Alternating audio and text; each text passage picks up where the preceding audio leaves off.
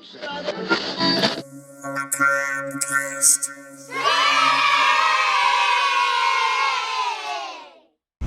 The mummy is on the loose, and he's dancing with the devil. You know what that means? It's time for another episode of Macabre Cast.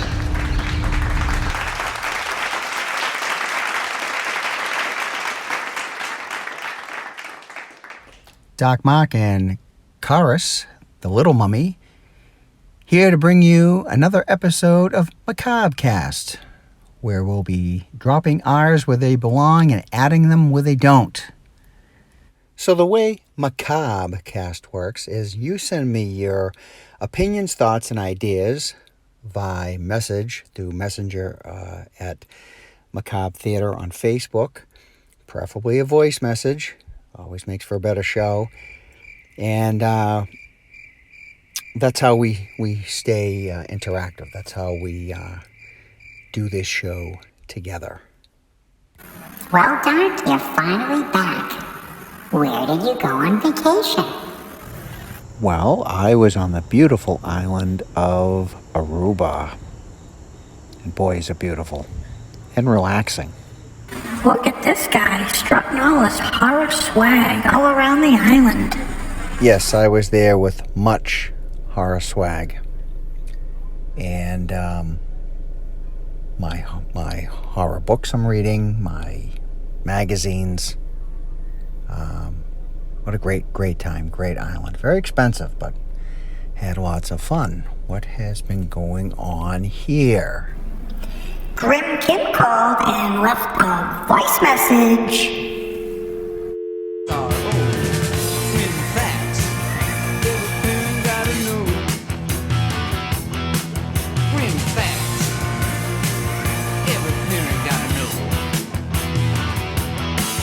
Okay, I'm gonna try this again. Summer movies. I love Midsummer. Say no more, for various reasons. Burnt Offering scares the bejesus out of me. I just watched it again maybe a year or two ago. It just holds so true and tight, and it's scary. I'm not going to talk about Jaws, but I am, because I just spent 10 days in Wellfleet, and it's like, I went to these coastal beaches. They have huge marker boards on the top of the bluff that says, warning, high shark activity, swim at own risk. And it's like cool and creepy. And like the lifeguard stations have like shark flags on them. It's just, I did body surf at one of the beaches and it was fun. Anyway, it's just cool. I mean, you feel like you're part of the movie. I watched a new to me movie the other day. My favorite era, 1970s. This was 1975. Day of the Locust. Karen Black, Sutherland, Burgess Meredith. Oh my God, it was so good. Karen Black, so it's like say no more, right? But the whole setting, and it's like, you think it's just a normal movie set in the 30s, which I just found fantastic. And then all of a sudden, something gruesome happens towards the end. It's just fantastic, and I just enjoyed it so much. If you have any others to tell me, Mark, please do. I'll send you a picture of my skeleton shirt. I did have it on last week. Anyway, just wanted to throw my 2 cents in there. I just listened to 14 and 15 back to back, and that was a lot of fun. All right, night.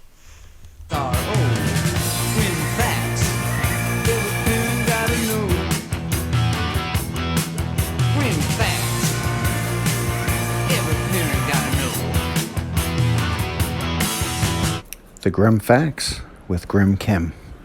Always a pleasure. Always a pleasure. Matt wrote in again. You remember Matt. Matt has written in before. Yes, Karis, I remember Matt. Let's see. He is wondering what horror podcasts I like or listen to. I have a lot of them, Matt, trust me. Matt likes a podcast called Neon Brainiacs. It's mostly 80s horror, sometimes 90s. He listens to another one called The Horror Show. So far, I don't know either of these, but it's always nice to pick up a few more. And The Monsters That Made Us. and Haunted Hangover. I'll have to check those out. I'll read off a few of mine. I love the Borgo Pass. That's all the Universal horror movies. That's what they cover. Usually they dedicate one or even two-parters to whole films. I also like Castle of Horror. That's more of a review discussion type. Decades of Horror does the classic. They do 70s, they do 80s and 90s. Each one of the Decades of Horror is dedicated to a different, obviously, decade of horror. Hammer House of Podcast obviously covers the Hammer films. Gruesome Magazine, they usually review new horror movies that have come out. Horror 101 usually goes back and reviews older 70s, 80s. Horror Hound Radio, Monster Attack, Monster Kid Radio. There's a Walking Dead series by The Verdict's Inn. I enjoy that immensely. And Werewolf Ambulance, which is a couple, does their take. They kind of go over different movies. I think it's mostly 80s. But yeah, that about sums that up, Matt. There is a lot of them that I listen to. And Matt was wondering if I myself or other followers out there get as excited when Spirit of Halloween opens up. Of course I do, Matt. I go in there. I try not to go in there too often because I go in and just spend a obscene amount of money usually because my whole family goes in, and there's no getting out of there without dropping many a dime. Matt ends it with thanks, and as always, keep up the great work.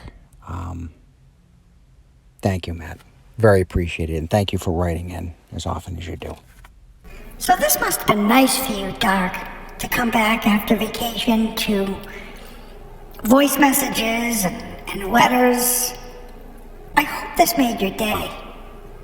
Yes, Karis, it did. It did. This is what makes the show work. I said this all the time.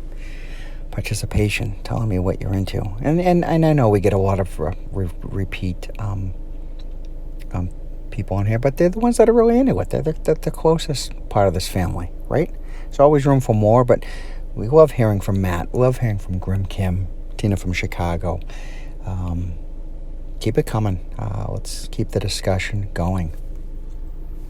Until next time, stay on the road, keep clear of the moors, and beware the moon. But most of all, be good to yourself. This is Dark Mark, signing off. See you soon.